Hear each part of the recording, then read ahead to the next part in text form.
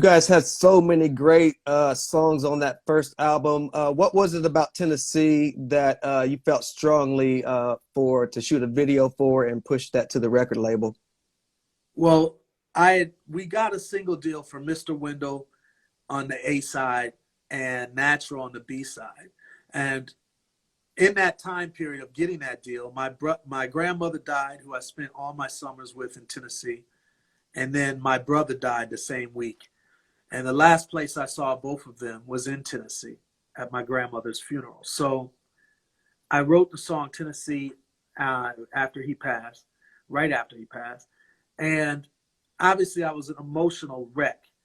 And I insisted on that song being the first song, or else I didn't even want to do the deal, because I felt like, first of all, I felt it was a crazy dope song. And second of all, I felt like if they don't get this, they won't get where I'm about to go anyway. So let's just get it out the way. If y'all love this, then you'll love what we're about to do. If you don't love this, we probably aren't a good match.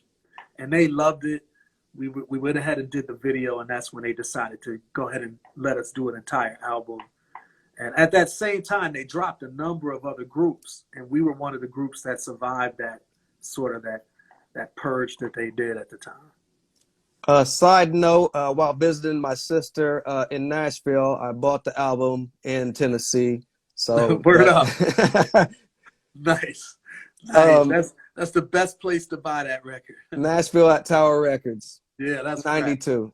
Right. Going into your debut album, this is your first time with a major label, first album. What was your thought process going into this album? Well, it was really just trying to make sure that we can maintain the integrity of the music. So first of all, I had already recorded the whole album before we even got the deal. I recorded back then on a Tascam 4-track. It was a little cassette recorder. So the whole album was recorded, but of course it wasn't done with studio quality, and it wasn't done, at a real studio. So I used to create beats and everything on an ASR 16 and an Ensoniq ASR 16. So I would take the Ensoniq into the studio, but I knew it was like any good producer, like you usually work out exactly what you're going to do before you start paying hourly rates at a studio, unless you just, unless you got it like that and you don't mind about whatever you're about to spend.